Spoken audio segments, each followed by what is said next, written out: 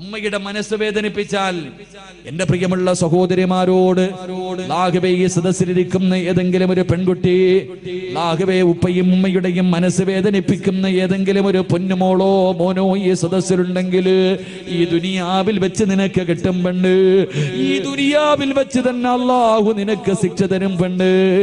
എന്റെ പ്രിയമുള്ള സഹോദരാ, ഫദൽ എന്ന് പറയുന്ന ഒരു ചെറുപ്പക്കാരന്റെ ചരിത്രം കാണാ. ഫദൽ എന്ന് പറയുന്ന ഒരു ചെറുപ്പക്കാരനുണ്ട്. അല്ലാഹുവേ പടച്ചവനെ, ഉമ്മ മാത്രമേ ഉള്ളൂ. ഫദൽ എന്ന് പറയുന്ന ചെറുപ്പക്കാരൻ ഒരു ദിവസം കൂട്ടുകാർ മുഴുവനും പറഞ്ഞു, ഫദലേ ഞങ്ങളെല്ലാവരും മക്കയിൽ പോകുകയാ, ഞങ്ങളെല്ലാവരും കഅബ കാണാ പോവുകയാ, ഫദലേ നീ കൂടെ ഞങ്ങളുടെ കൂടെ വരുന്നു. ഫദൽ എന്ന് പറയുന്ന ചെറുപ്പക്കാരൻ പറഞ്ഞു, ഞാൻ എൻ്റെ ഉമ്മയോട് ചോദിക്കട്ടെ, ഞാൻ എൻ്റെ ഉമ്മയോട് ചോദിക്കട്ടെ. ഫദൽ എന്ന് പറയുന്ന ചെറുപ്പക്കാരൻ വീട്ടിൽ ചെന്നിട്ട് തന്റെ ഉമ്മയോട് ചോദിച്ചു, ഉമ്മ അല്ലാഹുവിന്റെ കഅബ കാണണമെന്ന് വല്ലാത്ത ആഗ്രഹമോ, എന്റെ കൂട്ടുകാർ മുഴുവനും കഅബ കാണാ പോവുകയാണ്, ഞാനും കൂടെ പോകട്ടെ ഉമ്മ, ഞാനും കൂടെ പോകട്ടെ ഉമ്മ. ഉമ്മ പറഞ്ഞു, മോനെ ഫദിലേ നീ പോയാൽ എനിക്ക് ആരാണടാ ഉള്ളത്, എനിക്ക് ഭക്ഷണം തരാ, എന്റെ കാര്യങ്ങൾ നോക്കാൻ ആരുമില്ലല്ലോ, എന്റെ പൊന്നുമോര് പോകണ്ട എന്ന് ഫദിൽ എന്ന് പറയുന്ന മകനോട് പറയുമ്പോ കൂട്ടുകാരുടെ മുന്നിൽ ചെന്നിട്ട് പറഞ്ഞു, എന്റെ ഉമ്മ എനിക്ക് അനുവാദം തന്നില്ല. കൂട്ടുകാർ മുഴുവനും കളിയാക്കുകയാണ്, അല്ലാഹുവിന്റെ കഅബ കാണാൻ പോലും നിന്റെ ഉമ്മ നിനക്ക് അനുവാദം തരുന്നില്ലല്ലോ. കൂട്ടുകാർ മുഴുവനും കളിയാക്കിയിട്ട് അവിടെ നിന്ന് നടന്നു പോവുകയാണ്. ഫദൽ എന്ന് പറയുന്ന ചെറുപ്പക്കാരൻ തന്റെ വീട്ടിലേക്ക് കടന്നു വന്നു. പിന്നെയും ഉമ്മയോട് ചോദിച്ചു, ഉമ്മ അല്ലാഹുവിന്റെ കഅബ കാണാ പോകട്ടെ. ഉമ്മ പറഞ്ഞു, വേണ്ട മോര്, ഉമ്മ പറഞ്ഞു, വേണ്ട മോര്. ഫദൽ എന്ന് പറയുന്ന ചെറുപ്പക്കാരന് വല്ലാത്ത ദേഷ്യം തോന്നി. അവസാനം ഉമ്മയുടെ അനുവാദം ചോദിച്ചില്ല. കഅബയിലേക്കല്ലേ പോകുന്നത്, അല്ലാഹുവിന്റെ ഭവനത്തിലേക്കല്ലേ പോകുന്നത്. ഫദൽ എന്ന് പറയുന്ന ചെറുപ്പക്കാരന് തന്റെ ഉമ്മയുടെ അനുവാദം ചോദിക്കാതെ വീട് വിട്ടിറങ്ങുകയാ, മക്കയിലേക്ക് കഅബ കാണാ പോവുകയാ, മക്കയിലേക്ക് കഅബ കാണാ പോവുകയാ.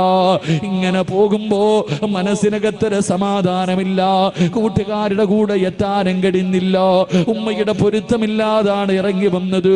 മനസമാധാനം കിട്ടാതെ വന്നപ്പോ അവിടെ നിന്ന് ചിന്തിച്ചു, അല്ലാ ഒന്ന് രണ്ടരക്കത്ത് നിസ്കരിക്കാമല്ലോ പടച്ചവര്, നിസ്കരിച്ചാ മനസമാധാനം കിട്ടുമല്ലോ. ഫദൽ എന്ന് പറയുന്ന ചെറുപ്പക്കാരന് ഒളിവെടുത്തിട്ട് പള്ളിക്കകത്ത് കയറിയിട്ട് രണ്ടരക്കത്ത് നിസ്കരിക്കുകയോ. നിസ്കാരം കഴിഞ്ഞിട്ട് വെളിയിലേക്ക് ഇറങ്ങുമ്പോ നാട്ടുകാര് മുഴുവനും പള്ളിയിലേക്ക് ഓടി വരികയാണ്. കാരണം എന്തെന്നറിയുമോ, ആ നാട്ടില് വലിയ ഒരു മോഷണം നടന്നു, മോഷണം നടന്നു. കള്ളനോടിയത് പള്ളിയുടെ ഭാഗത്തേക്കാട്. ഫദൽ എന്ന് പറയുന്ന ചെറുപ്പക്കാരനാണ് കള്ളനെന്ന് കരുതിയിട്ട് നാട്ടുകാര് മുഴുവനും തല്ലുകയോ, കൈകാല് കെട്ടുകയാണ്, കൈകാല് കെട്ടുകയാണ്.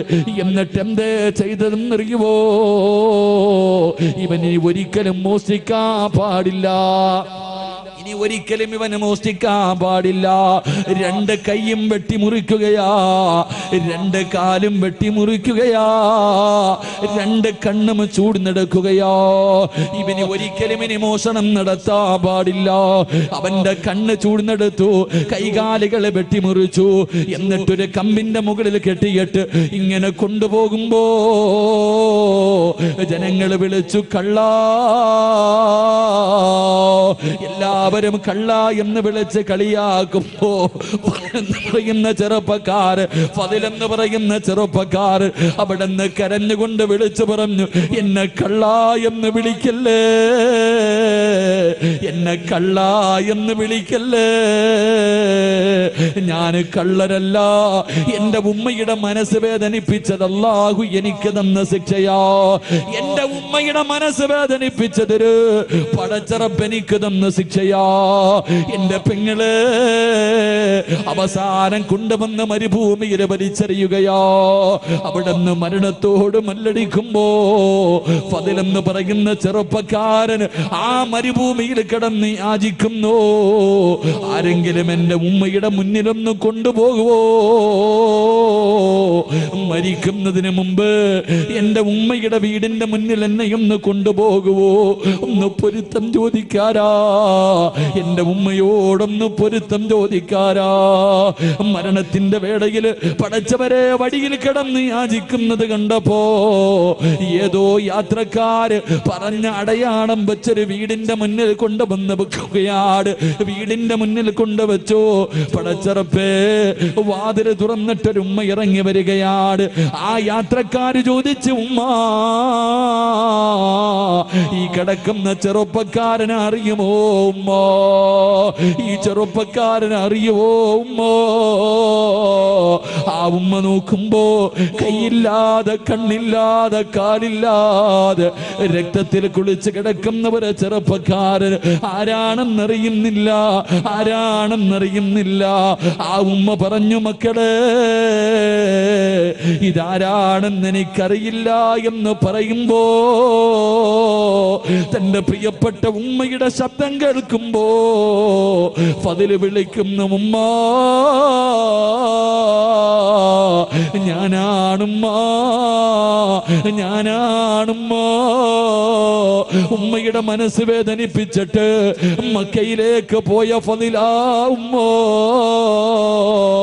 എനിക്കല്ലാഹു ഈ ദുനിയാവിൽ വെച്ച് തന്നെ ശിക്ഷ തന്നു എന്ന് പറയുമ്പോ എന്റെ പ്രിയപ്പെട്ട പെങ്ങള്, ഉമ്മയുടെ മനസ്സ് വേദനിപ്പിച്ചിട്ട് ഒളിച്ചോടിയവളല്ല, കണ്ടവന്റെ കൂടെ പോയവളല്ല, സിനിമയ്ക്ക് പോയവളല്ല, കറങ്ങാൻ പോയവളല്ല, കളിക്കാൻ പോയവളല്ല.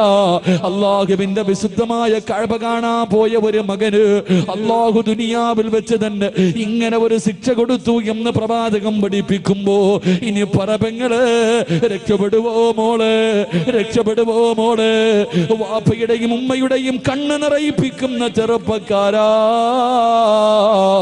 എന്റെ പ്രിയപ്പെട്ട പെങ്ങള്, വല്ലാഹി സത്യം രക്ഷപ്പെടൂല മോളെ, വല്ലാഹി സത്യം ഒരു കാലത്തും രക്ഷപ്പെടൂല. അതുകൊണ്ട് എന്റെ പ്രിയമുള്ളവരോട് പറയുകയാ, മാതാപിതാക്കളെ സ്നേഹിക്കണേ. ഉമ്മയുടെ കാൽച്ചുവട്ടിലാ സ്വർഗം കിടക്കുന്നത്, ഉമ്മയുടെ കാൽച്ചുവട്ടിലാ സ്വർഗം കിടക്കുന്നത്. അല്ലാഹുവേ, എന്റെ പ്രിയപ്പെട്ടവരെ, നമ്മുടെ മാതാപിതാക്കള് സ്വന്തം ഉമ്മാനെ ചീത്ത വിളിക്കുന്നവരുണ്ട്, ഉമ്മാനെ ചീത്ത വിളിക്കുന്നവരുണ്ട്, തല്ലുന്നവരുണ്ട്, ഉമ്മാനെ വഴക്ക് പറയുന്ന മക്കളുണ്ട്. എന്റെ പ്രിയപ്പെട്ട ചെറുപ്പക്കാരാ, അങ്ങനെ കഴിയുന്നടാ. ഇന്ന് ലക്ഷങ്ങൾ മുടക്കിയിട്ട്, ഇന്ന് ലക്ഷങ്ങളെ ചെലവഴിച്ചിട്ട് നിന്നെ ഒരു മനോഹരമായ വീട് കെട്ടി, നീ ഒരു മനോഹരമായ വീട് കെട്ടി. ആ വീടിനകത്ത് സുഖമില്ലാതെ രോഗം പിടിച്ച് കിടക്കുന്ന നിന്റെ ഉമ്മയൊന്ന് കാർക്കിച്ചു തുപ്പിയാൽ, രോഗം പിടിച്ച് ബോധമില്ലാതെ കിടക്കുന്ന ഉമ്മ നിന്റെ വീടിന്റെ ബെഡ്റൂമിനകത്തൊന്ന് മൂത്രമൊഴിച്ചാൽ, അല്ലാഹുവേ, മാന വഴക്ക് പറയുന്ന മക്കളുണ്ടല്ലോ, മാന ചീത്ത വിളിക്കുന്ന മക്കളുണ്ടല്ലോ. എടാ, നിന്റെ വീടിന്റെ ബെഡ്റൂമിനകത്ത് നിന്റെ ഉമ്മയൊന്ന് തുപ്പിയപ്പോ നിനക്ക് സഹിച്ചില്ലല്ലോ. നിന്റെ ഉമ്മയൊന്ന് ബെഡിൽ മൂത്രമടിച്ചപ്പോ അറിഞ്ഞുകൊണ്ടല്ലോ, അറിയാതെ അല്ലേ പോരെ? ആ പാവങ്ങൾ അങ്ങനെ ഒന്ന് വിസർജനം നടത്തിയപ്പോ നിന്റെ ഉമ്മാനെ വഴക്ക് പറയുന്ന ചെറുപ്പക്കാരാ, നീ എവിടെ കിടന്നാടാ മൂത്രമൊഴിച്ചതെന്നറിയോ? നീ എവിടെ കിടന്നാണ് മൂത്രമൊഴിച്ചതെന്നറിയോ? ഉമ്മാന്റെ നെഞ്ചത്ത് കിടന്ന് നീ എത്ര പ്രാവശ്യം മൂത്രമൊഴിച്ചടാ? നിന്റെ ഉമ്മ ബെഡിലല്ലേ കഴുകിയാ പോകുമല്ലോ. നീ ഉമ്മയുടെ ശരീരത്ത് കിടന്ന് വിസർജനം നടത്തിയില്ലേ? നീ നിന്റെ ഉമ്മ നിന്റെ വീട്ടിലെന്ന് തുപ്പിയപ്പോ നിനക്ക് വല്ലാത്ത ദേഷ്യം വന്നോ? എത്ര പ്രാവശ്യം നിന്റെ ഉമ്മയുടെ മുഖത്തുകൂടെ നീ ഛർദിച്ചടാ? ഉമ്മ വഴക്ക് പറഞ്ഞില്ലല്ലോ, സ്നേഹത്തോടെ കെട്ടിപ്പിടിച്ചതല്ലാതെ നിന്റെ ഉമ്മ ഇന്ന് വരെ നിന്നോടൊന്ന് ദേഷ്യപ്പെട്ടിട്ടുണ്ടോ? ഒരു വഴക്ക് പറഞ്ഞിട്ടുണ്ടോ? ആ പാവപ്പെട്ട ഉമ്മയുടെ ഇന്നത്തെ അവസ്ഥ എന്തേ ചെറുപ്പക്കാരാ? മോനെ, എങ്ങനെ കഴിയുന്ന ചെറുപ്പക്കാരാ? എത്ര വേദന സഹിച്ചിട്ടുണ്ടാകും മോര്. 9.5 മാസക്കാലം ആ ഉമ്മയല്ലേടാ വയറ്റത്ത് ചുമന്നുകൊണ്ട് നടന്നത്. ഒന്ന് ഭക്ഷണം കഴിക്കാൻ കഴിയില്ലല്ലോ, ഒന്ന് നടക്കാൻ കഴിയില്ലല്ലോ, ഒന്ന് കിടക്കാൻ കഴിയില്ലല്ലോ. പടച്ചിറപ്പേ, 9.5 മാസക്കാലം നിന്നെ വയറ്റിൽ ചുമന്നുകൊണ്ട് നടന്നു, മരണവേദനയുടെ വേദനയിൽ നിന്ന് പ്രസവിച്ചു, നിന്നെ പാല് തന്നിട്ട് നിന്നെ ഇത്രയും കൊല്ലം പോറ്റി വളർത്തിയില്ലേടാ. നിനക്കെങ്ങനെയാ നിന്റെ ഉമ്മയുടെ മനസ്സ് വേദനിപ്പിക്കാൻ കഴിയുന്നത്, വാപ്പയെ വേദനിപ്പിക്കാൻ കഴിയുന്നത്, കുത്തുവാക്ക് പറയാൻ കഴിയുന്നത്? എന്റെ പ്രിയമുള്ള ചെറുപ്പക്കാരാ, ഉമ്മയെ സ്നേഹിക്കുമോരെ, വാപ്പയെ സ്നേഹിക്കുമോരെ, അവര് മരിക്കുന്ന കാലം വരെ നോക്കിയാ പോര്. അവരുടെ പൊരുത്തമില്ലെങ്കിൽ നിനക്ക് രക്ഷപ്പെടാൻ കഴിയില്ല ചെറുപ്പക്കാരാ. അല്ലാഹുവേ, ഉമ്മയ്ക്ക് അല്ലാഹുവേ പടച്ചവനെ, ഞങ്ങളുടെ ജീവിച്ചിരിക്കുന്ന മാതാപിതാക്കൾക്ക് നീ ആഫിയത്തും ദീർഘായുസ്സും നൽകണേ അല്ലാ. അല്ലാഹുവേ പടച്ചവരെ, രോഗം പിടിച്ചിട്ട് വേദന സഹിക്കാൻ കഴിയാതെ വീടിനകത്ത് കിടന്ന് കരയുന്നത് കാണേണ്ട അവസ്ഥ തരല്ലേ അല്ലാ. അല്ലാഹുവേ, മരണപ്പെട്ടു പോയി ഞങ്ങളുടെ വാപ്പയുടെയും ഉമ്മയുടെയും ഖബർ നീ സ്വർഗ്ഗപൂങ്കാവനമാക്കണേ അല്ലാ. അവരുടെ ഖബർ വിശാലമാക്കണേ റബ്ബേ. അല്ലാഹുവേ, സ്വർഗത്തിന്റെ കവാടം അവരുടെ ഖബറിനകത്ത് തുറന്നു കൊടുക്കണേ അല്ലാ. അല്ലാഹുവേ, ഞങ്ങളെയും കാത്ത് സ്വർഗത്തിന്റെ കവാടത്തിന്റെ മുന്നിൽ ഞങ്ങളുടെ മാതാപിതാക്കളെ കാത്തു നിൽക്കണേ അല്ലോ. അവരെ സ്വർഗത്തിൽ കൊണ്ടുപോകുന്ന മക്കളായി ഞങ്ങളെ നീ സ്വീകരിക്കണേ റബ്ബേ. ഈ സദസ് അതിനൊരു സബബാക്കണേ അല്ലാ. സംഘാടകരെ ബക്കറ്റുമായിട്ട് നിങ്ങളുടെ മുന്നിലേക്ക് വരികയാ. മനസ്സറിഞ്ഞിട്ടൊരു സദക്ക നിങ്ങൾക്ക് വേണ്ടിയല്ല, നിങ്ങൾക്ക് വേണ്ടിയല്ല, നിങ്ങൾക്ക് ജന്മം നൽകിയ നിങ്ങളുടെ വാപ്പയ്ക്കും ഉമ്മയ്ക്കും വേണ്ടി. അല്ലാഹുവേ, 10-25 പെൺകുട്ടികളുടെ കല്യാണം നടത്തുന്ന സംഘാടകരാ, നിങ്ങളുടെ മുന്നിലേക്ക് വരുമ്പോ നിന്റെ ഉമ്മാനെ നിനക്ക് ഓർമ്മ വരണം, നിന്റെ ഉപ്പാനെ നിനക്ക് ഓർമ്മ വരണം. മരിച്ച് കബറിൽ കിടക്കുന്ന ആ പാവങ്ങളുടെ ഖബറിനകത്ത് ഇന്ന് സ്വർഗത്തിന്റെ കവാടം തുറക്കണമെന്ന ഒരു നിയത്തോടെ ഒരു ജാരിയായ സദക്ക. ബിസ്മില്ലാ, എല്ലാവരും കൈകൊണ്ടെടുത്തോ. ബിസ്മില്ലാ. സല്ലല്ലാഹു അലാ മുഹമ്മദ് സല്ലല്ലാഹു അലൈഹി വസല്ലം. സല്ലല്ലാഹു അലാ മുഹമ്മദ് സല്ലല്ലാഹു അലൈഹി വസല്ലം. اللهم صل على محمد يا ربي صل عليه وسلم. അല്ലാഹുവേ, ആരെല്ലാം സദഖ കൊടുക്കുന്നു അല്ലാഹുവേ, മാതാപിതാക്കളുടെ പൊരുത്തം നൽകി അനുഗ്രഹിക്കണേ പടച്ചവനെ. ജീവിച്ചിരിക്കുന്നവർക്ക് ആഫിയത്തും ദീർഘായുസ്സും നൽകണേ റഹ്മാനെ. മരണപ്പെട്ടവരുടെ ഖബറിടം നീ വിശാലമാക്കണേ അല്ലാ. ഖബറിനകത്ത് കിടന്നിട്ട് ഞങ്ങളുടെ വാപ്പയും ഉമ്മയും ഞങ്ങൾക്ക് വേണ്ടി ദുആ ചെയ്യണേ പടച്ചവനെ. ഈ സദഖ അതിനൊരു സബബാക്കണേ അല്ലാ. അല്ലാഹു കബൂലാക്കുമാറാകട്ടെ. ഞാൻ നിർത്തുകയാ. എൻ്റെ പ്രിയമുള്ള സഹോദരങ്ങളെ, മാതാപിതാക്കളെ സ്നേഹിക്കുന്ന മകൻ അല്ലാഹു കൊടുക്കുന്ന പ്രതിഫലം എന്തെന്നറിയോ? വാപ്പയെയും ഉമ്മയെയും സ്നേഹിക്കുന്ന മക്കൾക്ക് അല്ലാഹു കൊടുക്കുന്ന പ്രതിഫലം മഹാനായ നബി മുഹമ്മദ് മുസ്തഫ സല്ലല്ലാഹു അലൈഹി വസല്ലമ തങ്ങൾ അല്ലാഹുവിന്റെ പ്രവാചകൻ സ്വർഗത്തിലൂടെ കടന്നു പോകുമ്പോൾ, അല്ലാഹുവിന്റെ പ്രവാചകൻ സല്ലല്ലാഹു അലൈഹി വസല്ലമ തങ്ങൾ സ്വർഗത്തിലൂടെ കടന്നു പോകുമ്പോൾ ഒരു സ്വഹാബി സ്വർഗത്തിന്റെ മധ്യഭാഗത്തൊരു കൊട്ടാരത്തിനകത്തിരുന്ന് ഖുർആൻ ഓതുകയാണ്. കൊട്ടാരത്തിന്റെ മധ്യഭാഗത്ത് ഉയരമുള്ള ഒരു സ്ഥലത്തിരുന്നിട്ടൊരു സഹാബി ഇങ്ങനെ ഖുർആൻ ഓതുന്നു. എല്ലാവരും ആ ഖുർആൻ ഓതുന്നത് ഇങ്ങനെ കേട്ടുകൊണ്ടിരിക്കുക. അള്ളാഹുവിന്റെ പ്രവാചകൻ സല്ലല്ലാഹു അലൈഹി വസല്ലമ തങ്ങൾ ചോദിച്ചു, ആരാ ഈ സ്വർഗത്തിലിരുന്ന് ഖുർആൻ ഓതുന്ന ഈ ചെറുപ്പക്കാരൻ ആരാ? അവിടെ നിന്ന് പറഞ്ഞു കൊടുത്തു മഹാനായി നബി സല്ലല്ലാഹു അലൈഹി വസല്ലമ തങ്ങൾ. ആയിഷ ബീബി റളിയല്ലാഹു തആല അൻഹയുടെ ചരിത്രം പറഞ്ഞു കൊടുക്കുമ്പോൾ ആയിഷ ബീബി റളിയല്ലാഹു തആല അൻഹ ചോദിച്ചു, ആരാ നബിയേ സ്വർഗത്തിലിരുന്ന് ഖുർആൻ ഓതുന്ന ചെറുപ്പക്കാരൻ ആടാ? അവിടെ നിന്ന് പറഞ്ഞു, ഹാരിസ് ഇബ്നു നുഅ്മാൻ റളിയല്ലാഹു തആല അൻഹു. ഹാരിസ് ഇബ്നു നുഅ്മാൻ എന്ന് പറയുന്ന ചെറുപ്പക്കാരനാ. ഈ പ്രതിഫലം കിട്ടാനുള്ള കാരണം തന്റെ ഉമ്മയെ സ്നേഹിച്ചതിനുള്ള പ്രതിഫലമാണെന്ന് നബി മുഹമ്മദ് മുസ്തഫ സല്ലല്ലാഹു. സ്വർഗത്തിലിരുന്ന് ഖുർആൻ ഓതാൻ പറ്റുന്ന സ്വർഗത്തിലെ ഉയർന്ന പദവി അല്ലാഹു നൽകും. അല്ലാഹു നൽകി അനുഗ്രഹിക്കുമാറാകട്ടെ. അതുകൊണ്ട് എൻ്റെ പ്രിയപ്പെട്ട സഹോദരങ്ങളോട് സഹോദരിമാരോട് നമ്മുടെ ഉമ്മാനെയും ഉപ്പാനെയും ഒരു കാലത്തും അവരുടെ മനസ്സ് വേദനിപ്പിക്കരുത്. അവരുടെ കണ്ണ് നിറയുന്ന ഒന്നും ചെയ്യാൻ പാടില്ല. അവർ നമ്മളെ എന്തൊക്കെ ചെയ്താലും എത്ര തല്ലിയാലും, ചില ചെറുപ്പക്കാർ ചോദിക്കും, ഉമ്മയുടെ സ്വഭാവം വളരെ മോശമാ ഉസ്താദെ, എന്ത് ചെയ്യാനാ? എന്ത് ചെയ്താലും നമ്മുടെ ഉമ്മ തന്നെയാ. ഉമ്മയ്ക്ക് പകരം വെക്കാൻ ഒന്നും കഴിയില്ല. അള്ളാഹു നമ്മുടെ ഉമ്മയ്ക്ക് ദീർഘായുസ് നൽകി അനുഗ്രഹിക്കുമാറാകട്ടെ. നമ്മുടെ ഉമ്മയ്ക്ക് എല്ലാവർക്കും ഉമ്മയോട് വല്ലാത്ത സ്നേഹമാണ്. എൻ്റെ പ്രിയപ്പെട്ട സഹോദരിമാരോട്, എൻ്റെ പ്രിയപ്പെട്ട സഹോദരങ്ങളോട്, എൻ്റെ പ്രിയപ്പെട്ട കൊച്ചുമക്കളോട്, എൻ്റെ പ്രിയപ്പെട്ട ഉമ്മമാരോട് പറയുക, നിങ്ങളുടെ മക്കൾ വഴിപിടയ്ക്കാനുള്ള കാരണം നിങ്ങൾ തന്നെയാണ്. നിങ്ങളുടെ അടുത്ത് ഞാൻ വയലിന് വന്നപ്പോൾ ഒരു കുട്ടിയെ വളർത്താനുള്ള വഴികൾ മുഴുവനും ഞാൻ പറഞ്ഞു തന്നു. അവിടെ നിന്ന് 10 മണിക്ക് വയൽ അവസാനിപ്പിക്കേണ്ടി വന്നു. എങ്ങനെ ആദ്യം ദുആ ചെയ്യണം, നല്ല പെണ്ണിന്റെ വയറ്റിലെ നല്ല മക്കൾ പിറക്കൂ. വിവാഹത്തിന് മുമ്പുള്ള കുറേ കാര്യങ്ങൾ പറഞ്ഞു. പ്രസവം വരെ ഞാൻ പറഞ്ഞിട്ടാണ് നിർത്തിയത്. പക്ഷെ ഒരു കാര്യം പറയാനുള്ള സമയം അവിടെ കിട്ടിയില്ല. എൻ്റെ പ്രിയമുള്ള സഹോദരങ്ങളെ, ഈ അടുത്തുള്ള കാര്യങ്ങൾ നിങ്ങൾ ചിന്തിച്ചു നോക്ക്. 9ാം ക്ലാസ്സിൽ പഠിക്കുന്ന ഒരു പെൺകുട്ടി, 9ാം ക്ലാസ്സിൽ പഠിക്കുന്ന ഒരു പെൺകുട്ടി ബാത്റൂമിനകത്ത് രാവിലെ സ്കൂളിൽ പോകുന്നതിന് മുമ്പ് ബാത്റൂമിനകത്ത് കയറിയിട്ട് വാതിൽ തുറക്കണില്ല. കുറേ സമയമായി വാതിൽ തുറക്കണില്ല. ഉമ്മ സംശയം തോന്നിയിട്ട് ചെന്ന് നോക്കുമ്പോ പടച്ചവനെ സെൽഫി എടുക്കുക. ബാത്റൂമിനകത്ത് നിന്നിട്ട് നല്ല ശബ്ദം കേൾക്കുന്നു. വാതിൽ ഉമ്മ ചവിട്ടി തുറന്നു. തെള്ളി തുറന്നകത്തേക്ക് കയറിയപ്പോ 9ാം ക്ലാസ്സിൽ പഠിക്കുന്ന മകള് ശരീരത്തിൽ ഒരു നൂൽ ബന്ധം പോലും ഇല്ലാതെ സെൽഫി എടുത്തുകൊണ്ടിരിക്കുക. സ്വന്തം ചിത്രം, സ്വന്തം ഫോട്ടോ ഇങ്ങനെ മൊബൈലിൽ പകർത്തുന്നു. ഉമ്മ തന്റെ പൊന്നുമോളെ ഒരുപാട് തല്ലി. അവസാനം ഉമ്മയ്ക്ക് സങ്കടം വന്നു. മകളോട് ചോദിച്ചു, ആർക്ക് വേണ്ടിയാ മോളെ നീ ഈ ഫോട്ടോ എടുത്തത്? ആ സമയത്ത് 9ാം ക്ലാസ്സിൽ പഠിക്കുന്ന മകള് പറഞ്ഞു കൊടുത്തൊരു മറുപടിയുണ്ട്. എൻ്റെ ക്ലാസ്സിൽ 33 കുട്ടികൾ പഠിക്കുന്നുണ്ട്.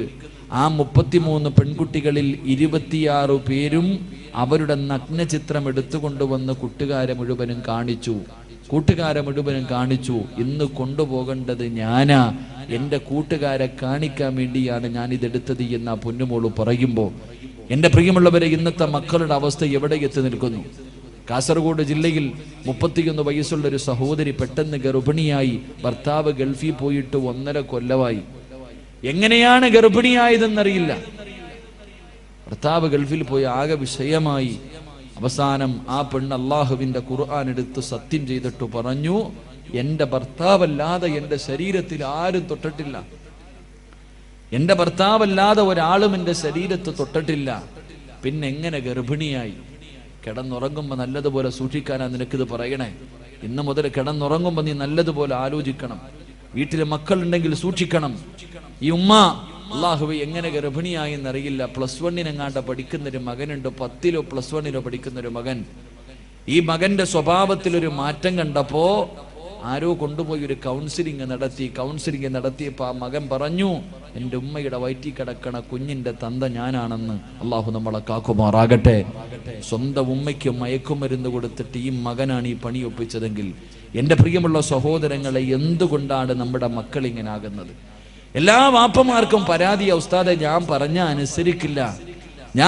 അനുസരിക്കില്ല, മുടിവെട്ടുന്നില്ല, അവൻ നിസ്കരിക്കുന്നില്ല, ഖുർആൻ ഓതുന്നില്ല, എത്ര നല്ല കാര്യം പറഞ്ഞാലും ചെയ്യണില്ല, അവൻ എന്നെ ചീത്ത വിളിക്കുന്നു, എന്നെ ബഹുമാനിക്കുന്നില്ല, പരാതി പറയുന്നല്ലോ. എന്തേ അതിൻ്റെ കാരണമെന്നറിയൂ?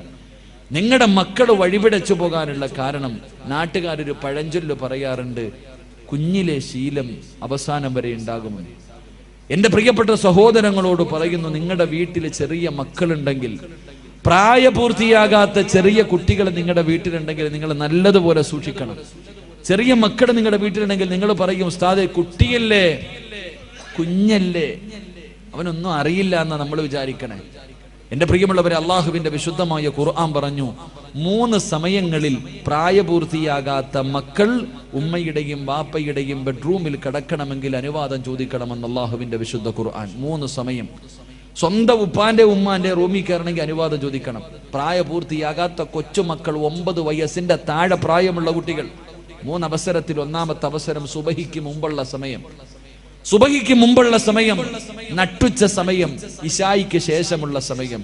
ഈ 3 സമയത്തും ഉമ്മയുടെയും ബാപ്പയുടെയും ബെഡ്റൂമിലേക്ക് മക്കൾ കയറാൻ പാടില്ല, അനുവാദം ചോദിക്കണം. കാരണം സുബഹിക്ക് മുമ്പുള്ള സമയം ഉമ്മയും ബാപ്പയും നല്ല ഉറക്കത്തിലാ.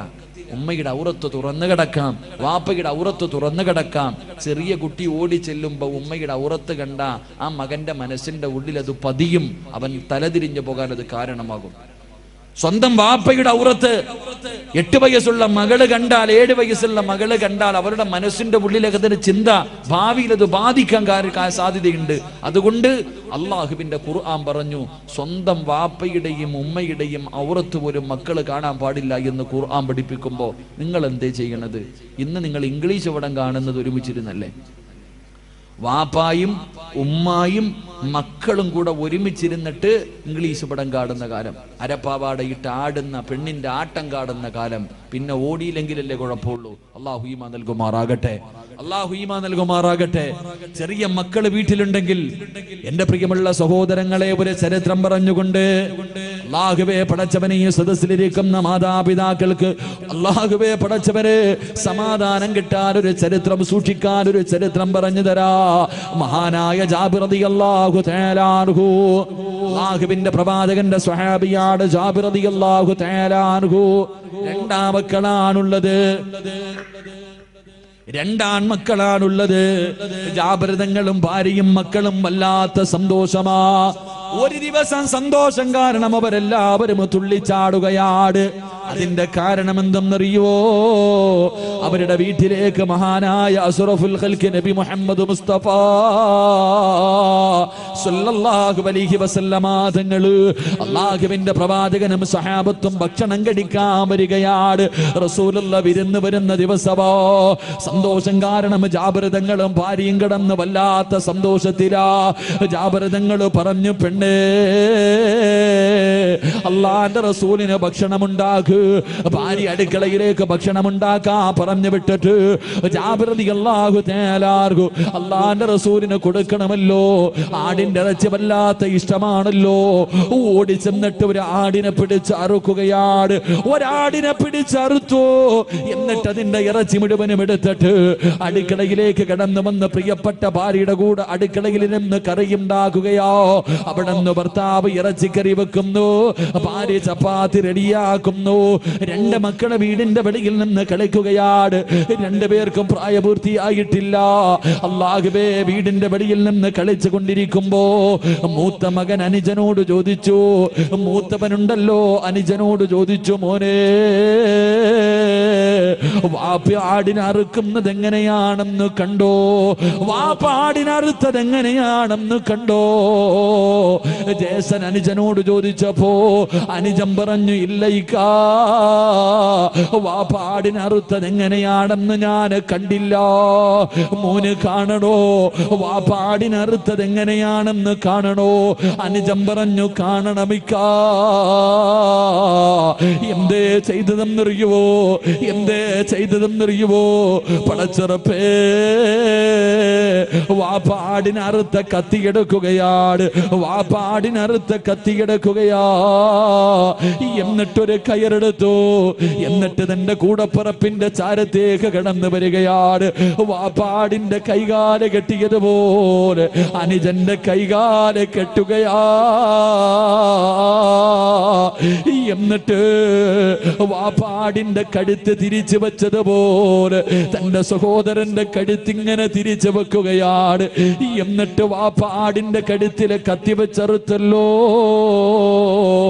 ആ കത്തിയെടുത്തിട്ട് തന്റെ പൊന്നാര അനുജന്റെ കഴുത്തിൽ വെച്ചിട്ട് അറുക്കുകയാ. സുബ്ഹാനല്ലാഹ്, തന്റെ അനുജന്റെ കഴുത്തറ്റു പോവുകയാണ്. അല്ലാഹുവേ, മരണവ് പ്രാണത്തിൽ കിടന്ന് പിടയുകയാണ്. തന്റെ പൊന്നാര അനുജനുണ്ടല്ലോ, അല്ലാഹുവേ, മരണത്തോട് മല്ലടിക്കുന്നത് കണ്ടപ്പോ, അവിടെ കിടന്ന് കൈകാലുകൾ ഇട്ടടിക്കുന്നത് കണ്ടപ്പോ കയ്യിലിരുന്ന കത്തിയെടുത്ത് വലിച്ചെറിഞ്ഞിട്ട് ഈ പൊന്നുമോനോടുകയാ.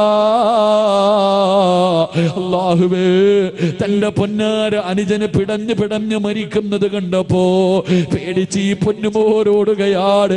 അല്ലാഹുവേ, ഉയരമുള്ള സ്ഥലത്തേക്ക് ഓടിക്കേറുകയാ. ഉയരമുള്ള സ്ഥലത്തേക്ക് ഓടിക്കേറുമ്പോ അവന്റെ കാല് തെറ്റിയിട്ട് താഴെ വീഴുകയാ. വീഴുന്ന അവസരത്തില് ആ പൊന്നുമകന്റെ തലപൊരു കല്ലിലടിച്ചിട്ട് അവന്റെ തല പൊട്ടിയിട്ട് തലച്ചോറ് തിറയ്ക്കുകയാണ്. അവന്റെ തലച്ചോറ് തെറിക്കുകയാ. അവിടെ കിടന്നിട്ടൊന്ന് കരയാ, ഒന്ന് വിളിക്കാൻ പോലെ കഴിഞ്ഞില്ല. ആ പൊന്നുമോന്റെ തല പൊട്ടിയിട്ട് അവിടെ കിടന്ന് രക്തമൊലിച്ചവനും മരണപ്പെടുകയാ.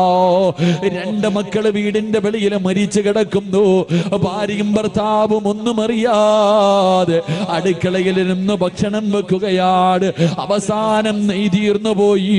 ജാബിർ തങ്ങളുടെ ഭാര്യയുണ്ടല്ലോ, നെയ് വാങ്ങുന്നതിന് വേണ്ടി വീടിന്റെ വെളിയിലേക്ക് കടന്നു വരികയോ. നെയ് വാങ്ങുന്നതിന് വേണ്ടി വീടിന്റെ വെളിയിലേക്ക് കടന്നു വരുമ്പോ സുബ്ഹാനല്ലാഹ്, ഒരു ഉമ്മ കാണാൻ കഴിയാത്ത കാഴ്ചയല്ലേ. രണ്ടാമത്തെ പൊന്നുപോര് തലവേറെ ഉടല് വേറ് പടച്ചവരെ മരിച്ചു കിടക്കുന്ന ഒരു രംഗമോ ആർക്കാ താകാൻ കഴിയോ? ഏതുമ്മയ്ക്കാ താകാൻ കഴിയോ? എന്തേ സംഭവിച്ചതെന്നറിയില്ലോ. തന്റെ പൊന്നാര മകന്റെ മയ്യത്തിന്റെ മുന്നിലിരുന്നിട്ട് പ്രിയപ്പെട്ട ഭാര്യ കരയുകയാ. അവൾ ഈമാനുള്ളവളാ. അല്ലാഹുവേ, അവിടെ ഇരുന്ന് ചിന്തിച്ചുറപ്പേ, എന്റെ ഭർത്താവിനോട് പറയാ പാടില്ലല്ലോ, എന്റെ ഭർത്താവ് ഇതറിയാ പാടില്ലോ, എന്റെ മകൻ മരിച്ചത് ഭർത്താവ് അറിയാ പാടില്ല. കാരണം അല്ലാഹുവിന്റെ റസൂൽ ഇന്ന് ഭക്ഷണം കഴിക്കാൻ വരുന്ന ദിവസമോ ഇത് മരണവീടാകാ പാടില്ല. റസൂലുള്ള പോയതിനു ശേഷമേ എന്റെ ഭർത്താവ് ഇതറിയാ പാടുള്ളൂ. പടച്ചറപ്പേ, തന്റെ പൊന്നുമോന്റെ മയ്യത്തെടുത്തിട്ട് മാറ്റിക്കിടത്തുകയാണ്. ഒരു തുണിയെടുത്ത് പുതച്ചു. തന്റെ പൊന്നാര മകന്റെ മയ്യത്തിങ്ങനെ മറച്ചു വെച്ചിട്ട് അവിടെ നിന്ന് മുന്നോട്ട് നടക്കുമ്പോ അതാ കിടക്കുന്നു തന്റെ മൂത്തമോര്. തലച്ചോറ് പൊട്ടിച്ചിതറി കിടക്കുകയാണ്. അവനും മരിച്ചു കിടക്കുകയാ. തന്റെ പൊന്നാര അനുജന്റെ കൂടെ ആ പൊന്നുമോന്റെ മയ്യത്തും കൊണ്ടുവന്ന് കിടത്തുകയാണ്. രണ്ടുപേരെയും ഒരുമിച്ച് കിടത്തിയിട്ട് തുണിയെടുത്ത് മറച്ചിട്ട് അല്ലാഹുവേ വീടിനകത്തേക്ക് കടന്നു ചെല്ലുകയാ. തന്റെ പ്രിയപ്പെട്ട ഭാര്യയുടെ കണ്ണ് നിറഞ്ഞിരിക്കുന്നത് കണ്ടപ്പോ ജാബിർ തങ്ങൾ ചോദിച്ചു, പെണ്ണേ എന്തേ പറ്റിയത്? അവിടെന്ന് പറഞ്ഞൊന്നുമില്ല, തീയുടെ ചുവട്ടിലിരിക്കുകയാണല്ലോ, ഭർത്താവിനോട് പോലും പറഞ്ഞില്ല. അവസാനം എന്റെ പ്രിയമുള്ളവര് അതാ വരുന്നു അസ്റഫുൽ ഖൽഖ് നബി മുഹമ്മദ് മുസ്തഫ സല്ലല്ലാഹു അലൈഹി വസല്ലമ തങ്ങള് അല്ലാഹുവിന്റെ റസൂല് കടന്നു വരികയാണ്. പ്രവാചകൻ ഇങ്ങനെ കടന്നു വരുമ്പോ റൂഹുൽ അമീൻ മലക്ക് ജിബ്രീൽ അലൈഹിസ്സലാം ഇറങ്ങി വരികയാണ്. അവിടെ വന്നിട്ട് പറയുന്നു, നബിയേ, പോകുന്ന വീട്ടില് 2 കുട്ടികളുണ്ട് നബിയേ. ഭക്ഷണം കഴിക്കുന്ന സമയത്ത് ഭക്ഷണം കഴിക്കാനിരിക്കുമ്പോ ആ മക്കളെ കൂടെ വിളിച്ചിരുത്തിയട്ടെ ഭക്ഷണം കഴിക്കാൻ പാടുള്ളൂ. ജിബ്രീൽ വന്ന് പറഞ്ഞിട്ട് പോവുകയാണ്. അല്ലാഹുവിന്റെ റസൂല് വീടിന്റെ മുന്നിൽ വന്നു. അവിടെ നിന്ന് സലാം പറഞ്ഞു. വീടിനകത്ത് കയറി ജാബിർ റളിയല്ലാഹു തആല കഴിക്കുന്നതിന് വേണ്ടി ഭക്ഷണം എടുത്തു വെച്ചു. കഴിക്കാൻ സമയമായപ്പോ അല്ലാഹുവിന്റെ റസൂല് ചോദിച്ചു, ജാബിറേ, മക്കളെവിടെ ജാബിർ? അവരെ കൂടെ വിളിക്ക് ജാബിർ, ഒരുമിച്ചിരുന്ന് ഭക്ഷണം കഴിക്കാൻ ജാബിർ. ജാബിർ തങ്ങൾക്ക് വല്ലാത്ത സന്തോഷമായി. എന്റെ മക്കൾ എത്ര വലിയ ഭാഗ്യവാന്മാരാ, അല്ലാഹുവിന്റെ റസൂലിന്റെ കൂടെ ഇരുന്ന് ഭക്ഷണം കഴിക്കാൻ ഭാഗ്യമുണ്ടല്ലോ. അവിടെ നിന്ന് വിളിച്ചു, പെണ്ണ്, മക്കളെ റസൂലുള്ള വിളിച്ചു കൊണ്ടുവാ. ജാബിർ തങ്ങളുടെ ഭാര്യയുടെ ഹൃദയത്തിനകത്ത് ഹൃദയം പൊട്ടുന്നത് പോലെയാണ് വാർത്ത കേട്ടത്. അവിടെ നിന്ന് പറഞ്ഞില്ല, അല്ലാഹുവിന്റെ റസൂലിനോട് ഭക്ഷണം കഴിക്കാൻ പറ. ജാബിർ തങ്ങൾ പറഞ്ഞില്ല, പെണ്ണേ, മക്കളെ വിളിക്ക്. രണ്ടാമതും പറഞ്ഞു, റസൂലുള്ളയോട് ഭക്ഷണം കഴിക്കാൻ പറ. മൂന്നാമതും ജാബിർ തങ്ങളെ വിളിക്കാൻ പറഞ്ഞു. എന്നിട്ടും വിളിക്കാതെ വന്നപ്പോ വല്ലാത്ത ദേഷ്യം വന്നു. തന്റെ പ്രിയപ്പെട്ട ഭാര്യയോട് ദേഷ്യപ്പെടുകയാ. റസൂലുള്ളാഹിന്റെ കൂടെ ഇരുന്ന് എന്റെ മക്കൾക്ക് ഭക്ഷണം കഴിക്കാൻ അവസരം കിട്ടി കിട്ടുമ്പോ നീ എന്തിനാണ് തടസ്സം നിൽക്കുന്നത്? അവിടുന്ന് വഴക്ക് പറഞ്ഞപ്പോ സഹികെട്ടിട്ട് തന്റെ പ്രിയപ്പെട്ട ഭർത്താവിന്റെ കയ്യിൽ പിടിച്ച് വീടിന്റെ പടിയിലേക്ക് കൊണ്ടുപോയി മറച്ചിട്ടിരിക്കുന്ന മറയങ്ങു മാറ്റുമ്പോ സുബ്ഹാനല്ലാഹ്, ജാബിർ തങ്ങളുടെ മക്കളുടെ മയ്യത്തിന്റെ മുന്നിൽ തളർന്നു വീഴുകയാ. തന്റെ പൊന്നാര മക്കള് രണ്ടുപേരും മരിച്ചു കിടക്കുന്ന രംഗം കാണുമ്പോ ജാബിർ റളിയല്ലാഹു തആല മയ്യത്തിന്റെ മുന്നിലിരുന്നിട്ട് പൊട്ടിക്കരയുകയാണ്. ആ സമയമുണ്ടല്ലോ ജാബിർ തങ്ങളുടെ പ്രിയപ്പെട്ട ഭാര്യ, അല്ലാഹുവിനെ പേടിയുള്ള പെണ്ണ്, ഈമാനുള്ള പെണ്ണ്, ദീനിനെ കുറിച്ച് അറിവുള്ള പെണ്ണ്, തന്റെ പ്രിയപ്പെട്ട ഭർത്താവ് തന്റെ മക്കളുടെ മയ്യത്തിന്റെ മുന്നിലിരുന്ന് കരയുമ്പോ തലയിൽ കൈവച്ചിട്ട് അവിടെന്ന് ചോദിച്ചു, ജാബിറേ കരയുകയാണോ ജാബിറ്? കരയുകയാണോ ജാബിറ്? ഇത് അല്ലാഹുവിന്റെ പരീക്ഷണമാ. തോറ്റുകൊടുക്കല്ലേ, തോറ്റുകൊടുക്കല്ലേ. ഇത് പടച്ച റബ്ബിന്റെ പരീക്ഷണമാ ജാബിറ്. നമ്മുടെ വീടിനകത്തിരിക്കുന്നതാരെന്നറിയുവോ? ഈ ലോകം മുഴുവനും പടക്കാ കാരണക്കാരനായ അല്ലാഹുവേ, ഉമ്മയെക്കാല് വാപ്പയെക്കാല് മക്കളെക്കാല് സ്വന്തം ജീവനക്കാര് സ്നേഹിക്കേണ്ട പ്രവാചകന് ഭക്ഷണം കഴിക്കാൻ വീടിനകത്തിരിക്കുമ്പോ സ്വന്തം മക്കളുടെ മയ്യത്തിന്റെ മുന്നിലിരുന്ന് കരയുകയാണോ ജാബിറേ? എഴുന്നേക്ക് ജാബിറ്, എഴുന്നേക്ക് ജാബിറ്. റസൂലുള്ളാഹി ഒന്നും അറിയാ പാടില്ല, പ്രവാചകനൊന്നും അറിയാ പാടില്ല. ഭക്ഷണം കഴിച്ചു പോകുമ്പോഴേ പറയാ പാടുള്ളൂ. അതുകൊണ്ട് കണ്ണുനീര് തുടച്ചു കൊടുക്കുകയാണ്. തന്റെ പ്രിയപ്പെട്ട ഭർത്താവിന്റെ കണ്ണുനീര് തുടപ്പിച്ചിട്ട് ജാബിർ റളിയല്ലാഹു തആല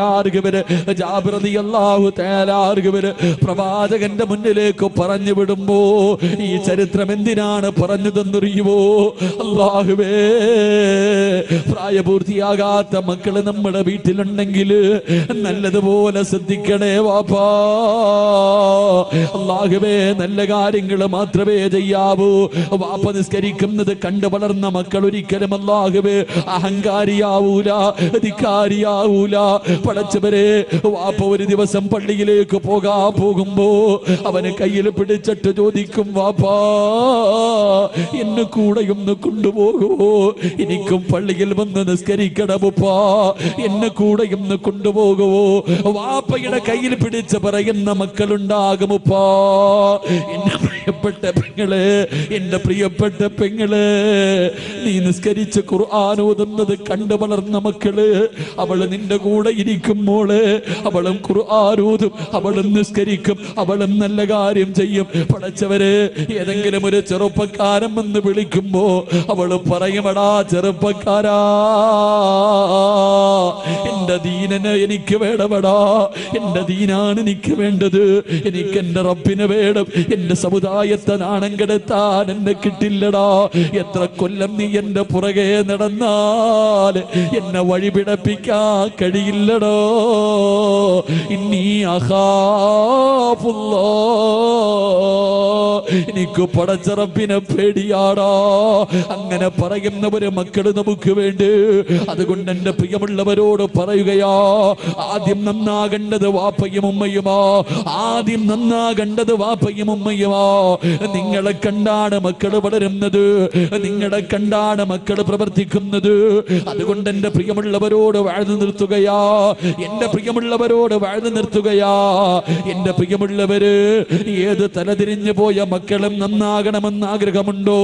മാതാപിതാക്കൾ പറഞ്ഞാൽ അനുസരിക്കാത്ത മക്കള് കാരണം കണ്ണുനീര് കുടിക്കുന്ന എത്രയോ ഉപ്പമാരുണ്ട്, എത്രയോ ഉമ്മമാരുണ്ട്.